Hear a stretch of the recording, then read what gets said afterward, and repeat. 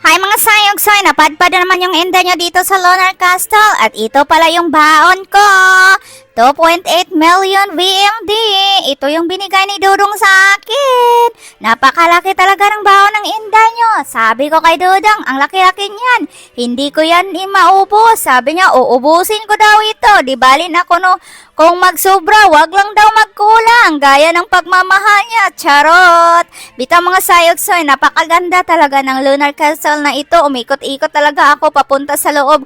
Kaya hindi talaga ako naka-video nyo. Napaka-crowded sa loob. Ang dami-dami mga turista doon na nag-check ng mamamarites sa loob. Syempre mga sayog-soy, napakaganda dito. By the way, ito yung sinasabi ko. Welcome August, pagustos gastos. Diyos mio, Marimar Santisima. Magkano ba lahat ang nagastos ng inda nyo? Sa totoo lang, yon sa ticket, sa food, at sa aking car, yung nagastos ko is 1.4 million VMD lang at mayroon pa akong natira. Tumawag ako kay Dudong, hindi ko naubos yung pera. Sabi niya, ubusin ko daw, bili kung ano. So ngayon, napaisip ako. Wala naman talaga akong bibilhin para sa sarili ko. Dahil ang dami-dami ko ng mga bagay, kung anong mga bagay na wala ako noon, binigay sa akin ngayon. Sobra-sobra pa. Kaya napaisip na lang talaga ako.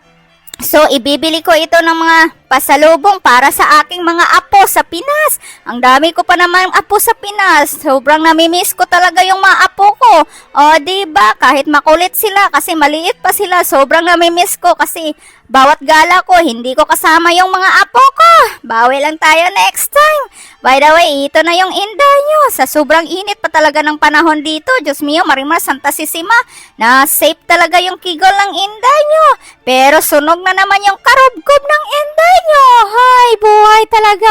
Di bali na masunog yung likod ng ang karubkob. At least na-enjoy. Ito na talaga yung kasabihan. Bordoy-bordoy now. Work time later. Syempre, napaka-limited lang ngayong oras ng indayo kasi mayroon talaga akong trabaho. O, diba?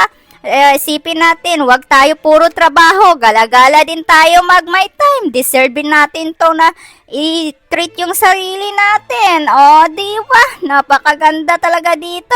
Sana one day madala ko dito yung mga kapatid kong babae. O si mama or si papa. Pangarap ko talagang ma-experience nila ito. Pero dahil short ako sa oras, hindi na ako makapasyal sa iba pa kasi kailangan ko nang bumalik sa aking hotel.